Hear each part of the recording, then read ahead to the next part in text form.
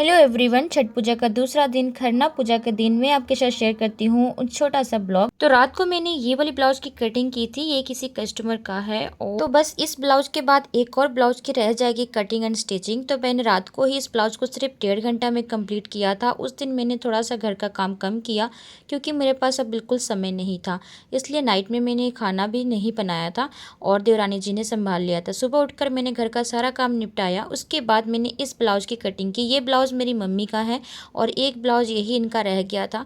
इसे मैंने सिलने के लिए 8 बजे स्टार्ट किया था और 10:30 तक इस ब्लाउज को भी मैंने कंप्लीट कर लिया था। और साथ में इस ब्लाउज को मैं सिल रही थी और अपनी छोटी ननद का हेल्प भी ले रही थी। 3 बजे से हमें ना फिर पूजा में लग जाना था। 3 बजे सारे छोटे मोटे काम होते हैं वो निपटाने थे, इसलिए मैं इनसे ना हेम हुक जो करवा रही थी कि जल्दी जल्दी ये कर देंगी। और यहाँ पर मैं साइड में ब्लाउज भी स्टिच कर रही थी और इनका जाकर थैंक यू भी कह रही थी। इस काम को निपटाने के बाद अब मैं आपको दिखाती हूँ कि मेरा ये वाला ब्लाउज जो रात को मैंने कटिंग किया था ये भी सिलाई करके कंप्लीट कर लिया।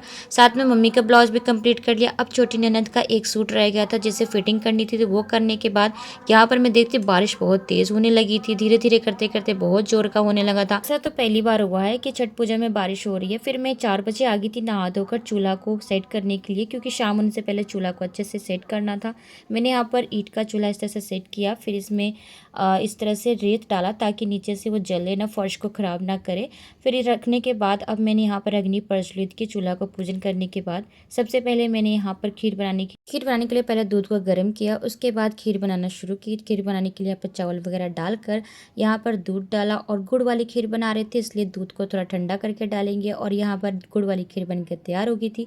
इसके बाद यहाँ पर मेरी बड़ी वाली ननद हेल्प के लिए आई थी, तो वो यहाँ पर रोटियाँ बेलने लगी थी और मैं सेकने लगी थी। इसी तरह से हमने मिलकर इस प्रसाद को बनाया। फिर यहाँ पर मैंने सारे प्रसाद को इस तरह से मम्मी के लिए पहले सजाया।